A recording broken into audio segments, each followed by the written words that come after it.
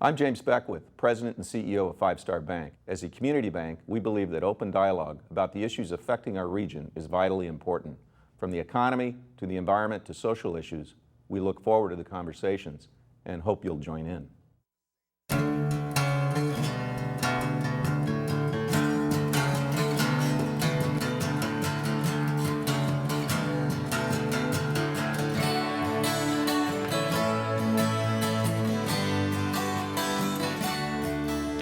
Welcome to Studio Sacramento.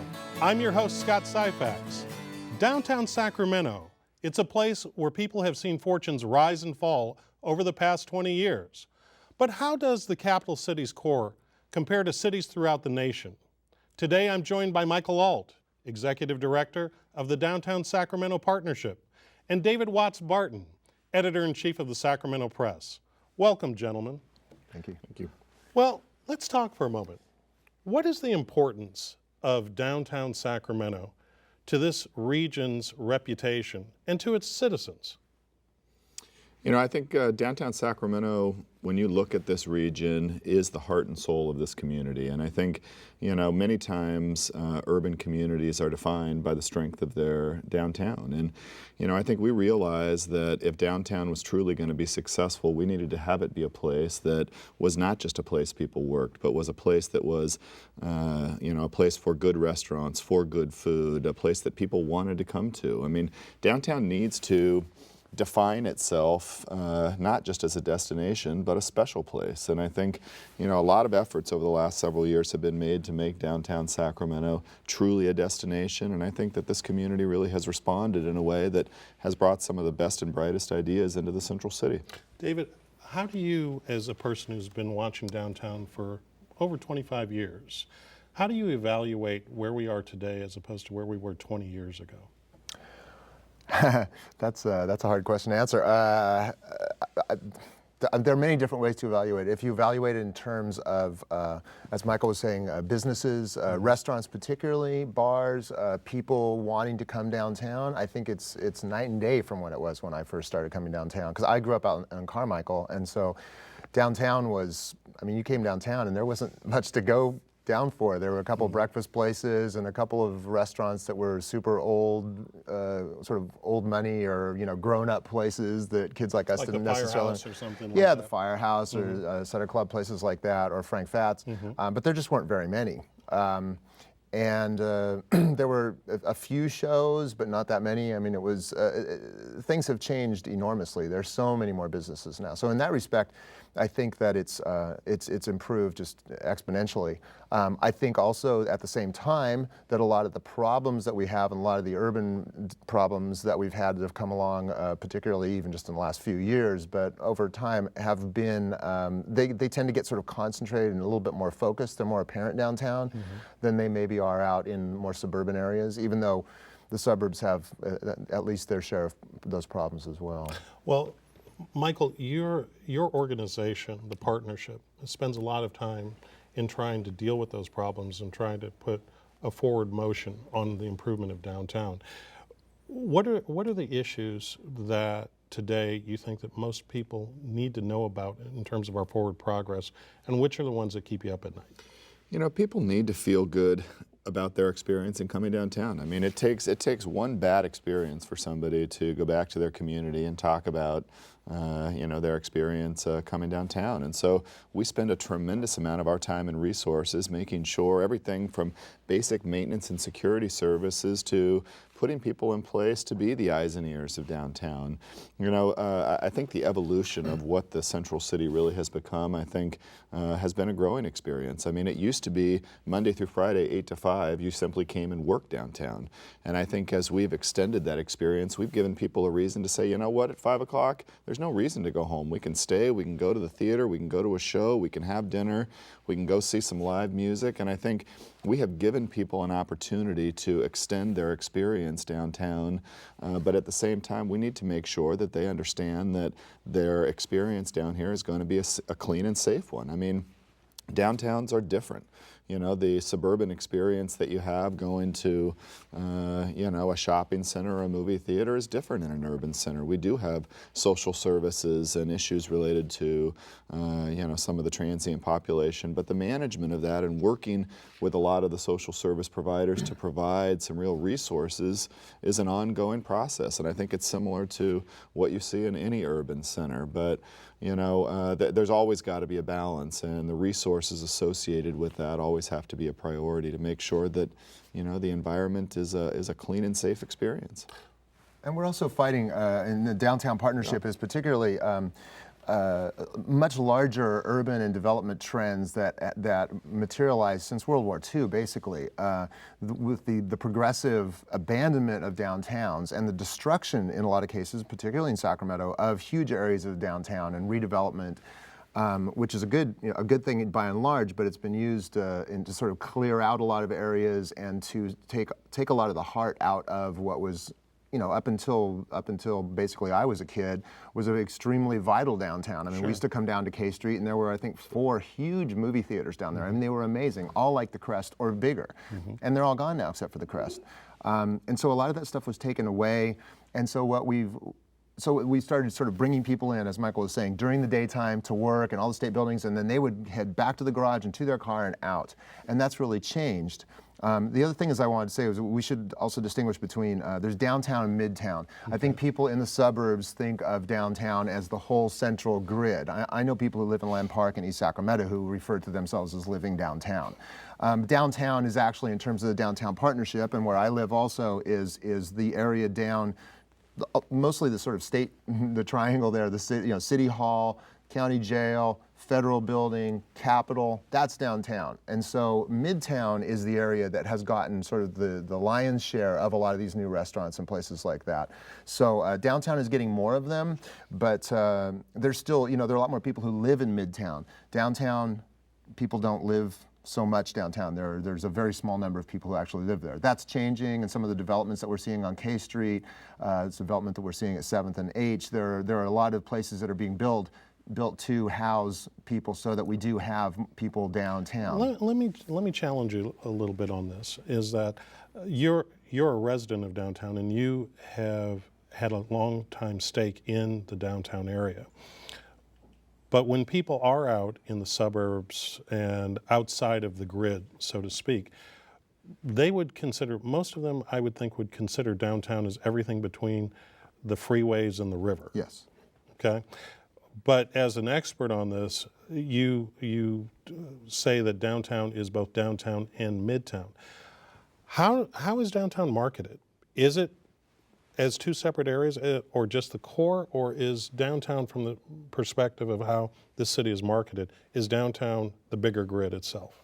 You know, it's part of the challenge is that, you know, our district that we represent stops at 16th Street. I mean, are we so short-sighted that we don't realize that people coming downtown may have an experience within the entire central city? And so what are we doing to effectively communicate the entire central city's amenities as a destination and not have mixed messaging with what takes place? And there's several organizations within the central city, and it is a challenge. I think your point hits it on the head, that how do we communicate everything that's going on in Old Sacramento to the central core, to potentially what's going on in our street, to Midtown. And you know, there's been, I think, more of a collective effort over the last couple of years to try and consolidate a lot of that marketing efforts. But you know, to many people that come, I've got in-laws that come from El Dorado Hills. If they have you know, dinner at Mulvaney's, a show at the Crest Theater, and then go to Old Sacramento, do they say they were in 3 different destinations? They say, you know, we came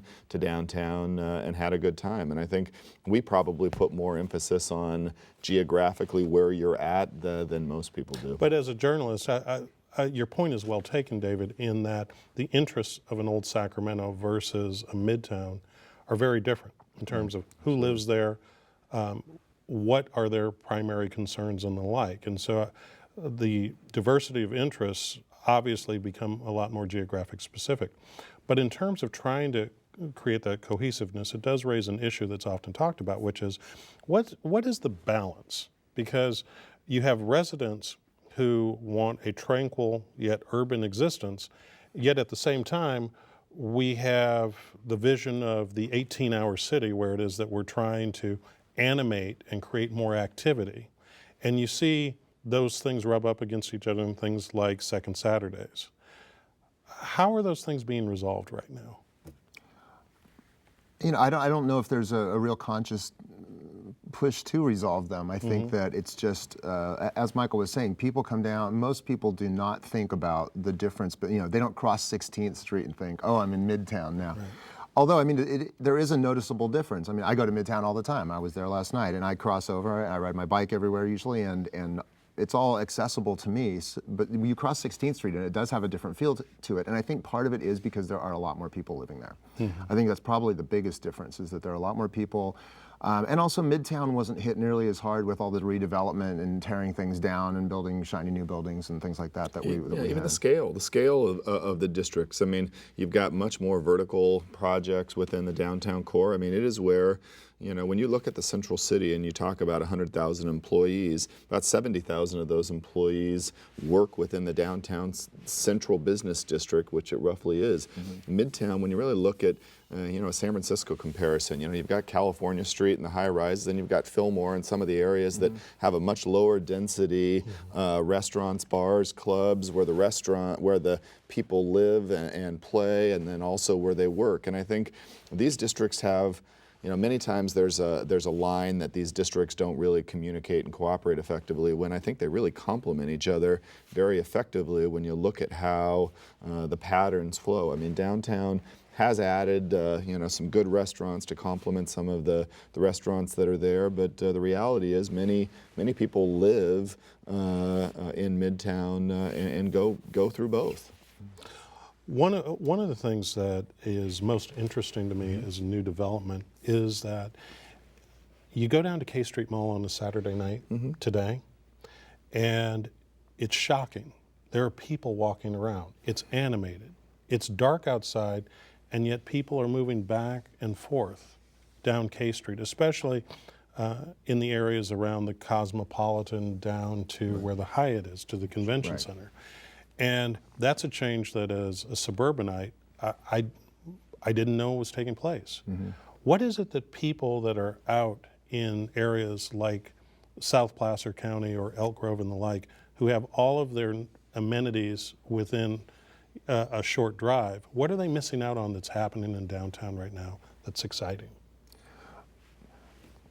I think in some ways just being downtown is fun. It's nice. I mean, like I said, I'm a bike rider, and I think that's something that you don't get. I mean, I grew up out in Watt Avenue and Auburn Boulevard, and you're taking your life in your hands riding your bike out around there, in any kind of urban, anything like an urban area.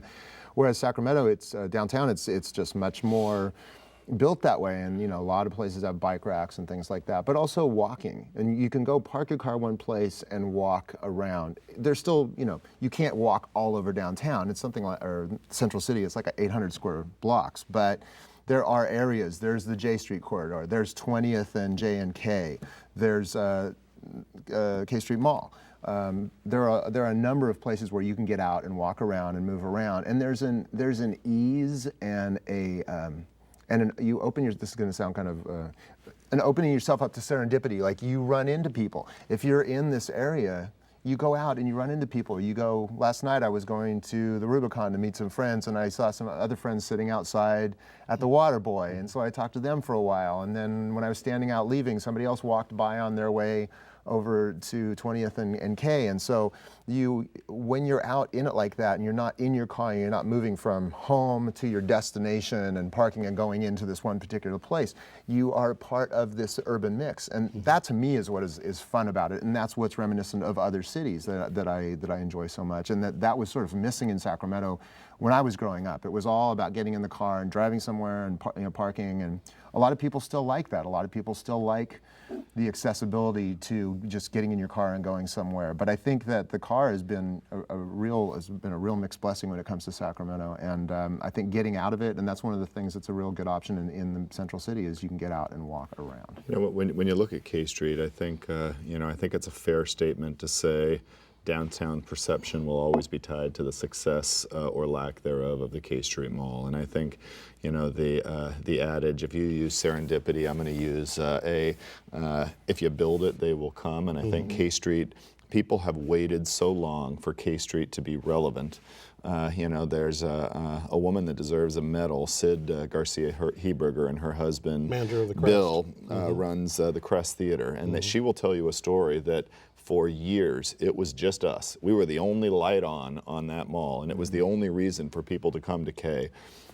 And over the years, when you've seen some of the new projects, 10th and K, you've seen, you know, Pyramid, you've seen Esquire, IMAX, and a lot of these things, it gives people a reason to connect with. The new Mermaid. Absolutely, the three venues there. You know, we just saw the approval of the 700 block of K Street coming forward. They're under construction now with reopening K Street to traffic, and so I think that we're starting to see a long-term vision come that, you know what, K Street really is the heart and soul of what this downtown would be.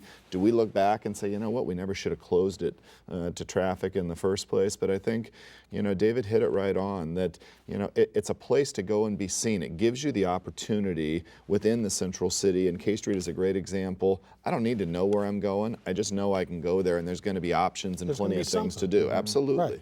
Well, and K Street, I mean, that development at 10th and K that George Carpati put together, the Mermaid Bar, dive bar, that has completely changed K Street, and which is interesting to me because, as you mentioned, Pyramid was already there, Cafe Metro was already there, the Crest has been there forever, Maryland's is down the street, and then at the far end at 13th Street, you've got the Hyatt, and you've got Esquire Grill, and you've got the Community Center, right? So what's happened is when those places opened earlier this year on 10th Street, or on K Street and 10th, there was a click over. It was like a 100th monkey kind of thing where things changed, and it really made a big difference.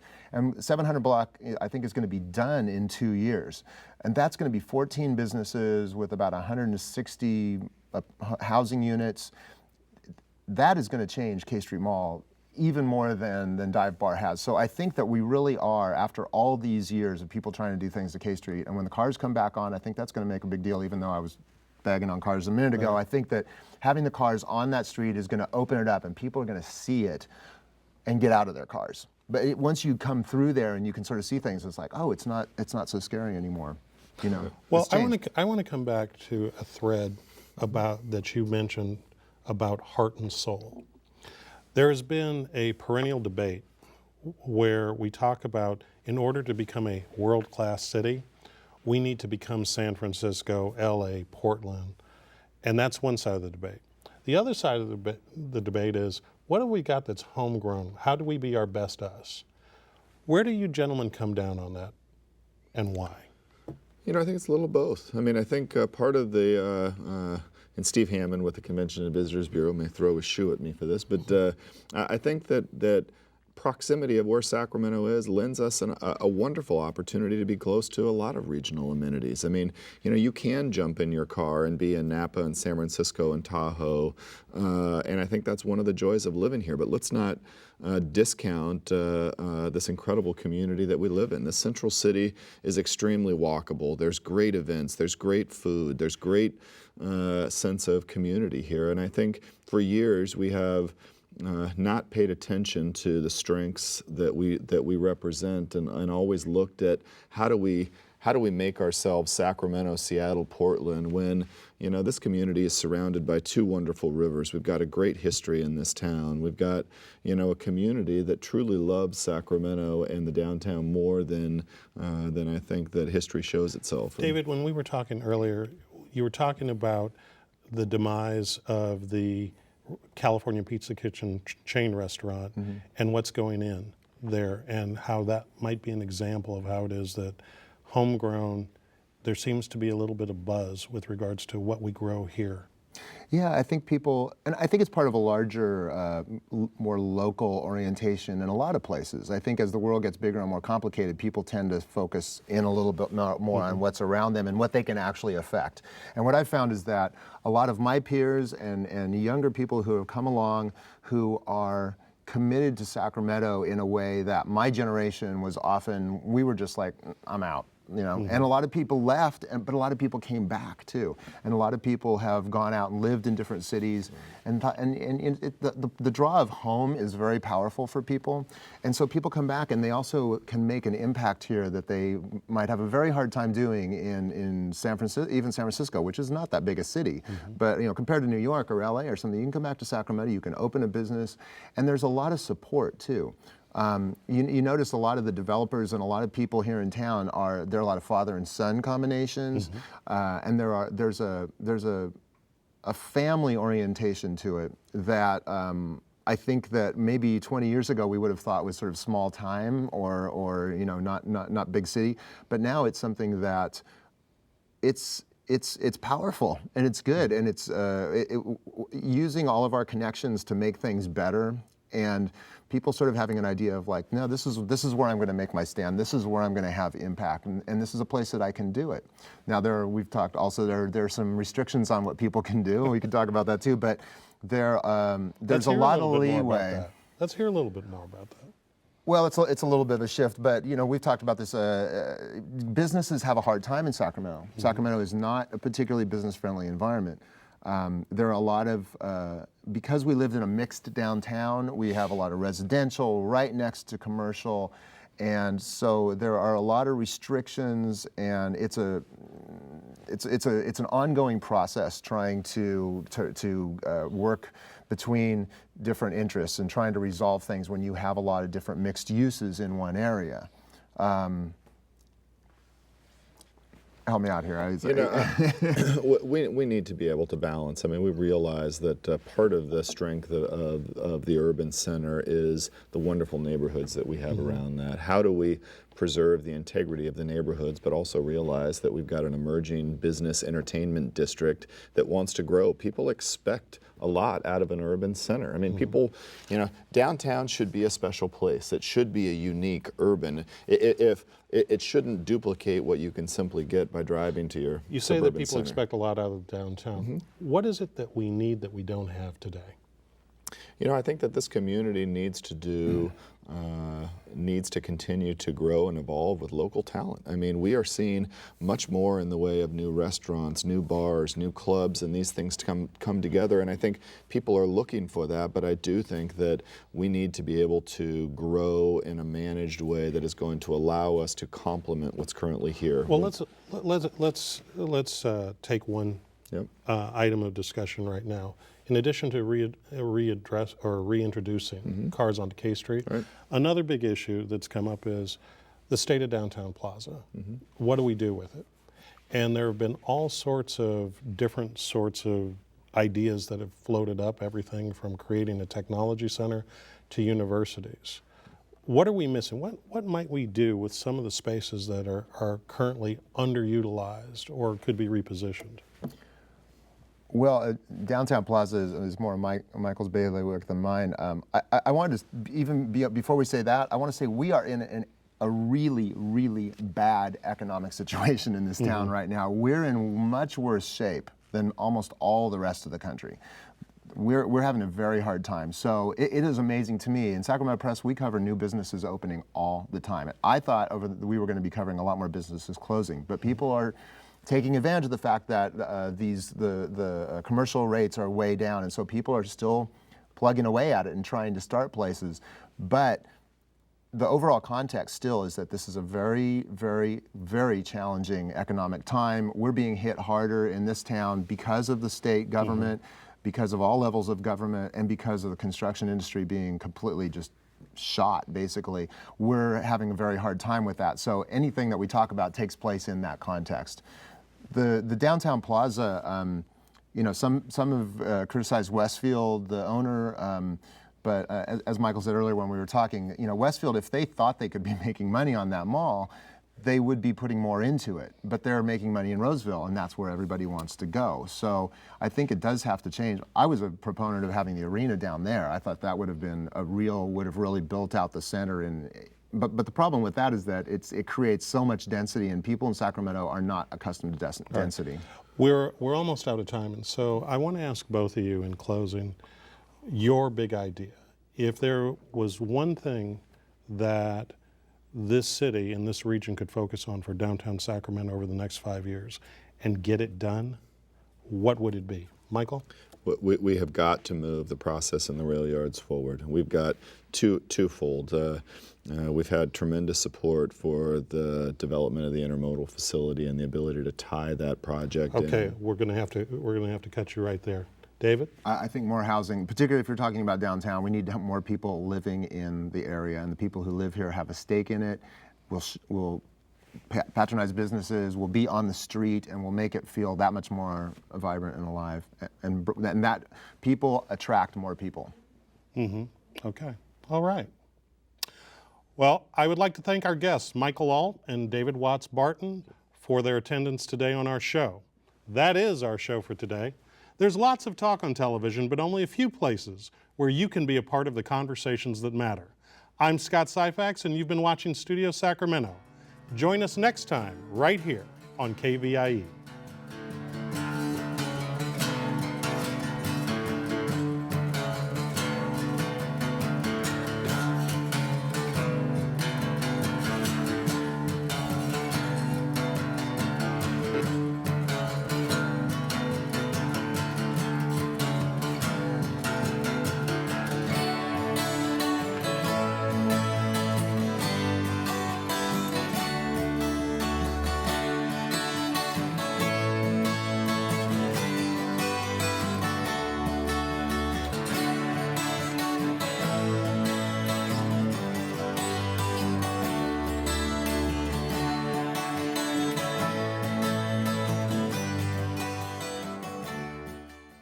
I'm James Beckwith, President and CEO of Five Star Bank. As a community bank, we believe that open dialogue about the issues affecting our region is vitally important.